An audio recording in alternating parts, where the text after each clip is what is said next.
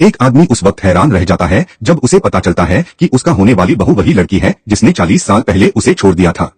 वो दोनों 40 साल से अलग थे, लेकिन हैरानी की बात ये थी कि उस औरत के चेहरे पर जरा भी बुढ़ापे के निशान नहीं थे। ये बात तो उसकी बेटी ने ही उसे याद दिलाई थी। तब उस आदमी को एहसास हुआ कि वो अपनी हदें पार कर रहा है, लेकिन फिर भी वो सच जानना चाहता था। तुम बिल्कुल मेरी एक पुरानी दोस्त एडालाइन बोमन जैसी दिखती हो, वो मेरी माँ है। महिला का जवाब सुनकर क्रिस ने पूछा कि उनकी माँ अब कैसी हैं? लेकिन महिला ने बताया कि उनकी माँ तो कई साल पहले कैंसर की वजह से इस दुनिया को छोड़ चुकी हैं। ये सुनकर क्रिस का दिल टूट गया। वो 40 साल पुरानी यादें अब भी उसके ज़हन में जिंदा थीं, ऐसी यादें जिनके बारे में वो अब बात भी नहीं करना चाहता था। लेकिन जब सालों बाद उसने अपनी पुरानी प्रेमिका की बेटी को देखा, उसे अंदाजा नहीं था कि ये मुलाकात उसके लिए इतनी तकलीफदेह होगी। उसे यह भी नहीं पता था कि उसके सामने जो महिला खड़ी थी वो कोई और नहीं बल्कि उसकी पहली मोहब्बत पॉलिन थी। कुछ दशक पहले जैसी को पॉलिन नहीं कहा जाता था।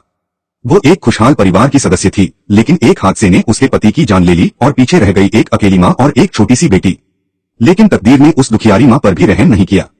एक दिन घर लौटते वक्त बर्फीली सड़क पर गाड़ी का संतुलन बिगड़ गया, टायर फिसल। वो अक्सर पुलिस की शक की निगाहों में आ जाती थी, क्योंकि उसकी शक्ल सूरत उसकी पहचान पत्र यानी आईडी कार्ड में लिखी उम्र से बिल्कुल मेल नहीं खाती थी।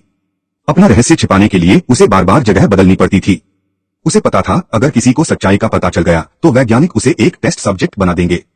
बस तभी से जैसी और भी सतर्क हो गई। वो हर कुछ सालों में अपना नाम बदलती और कभी किसी एक शहर में 10 साल से ज्यादा नहीं रुकती थी, और अपनी बेटी को किसी मुसीबत में न डाल दे इस डर से जैसी ने उसे मजबूर किया कि वो एक नकली अंतिम संस्कार करवाए। अब मेरा एक नया नाम होगा, लेकिन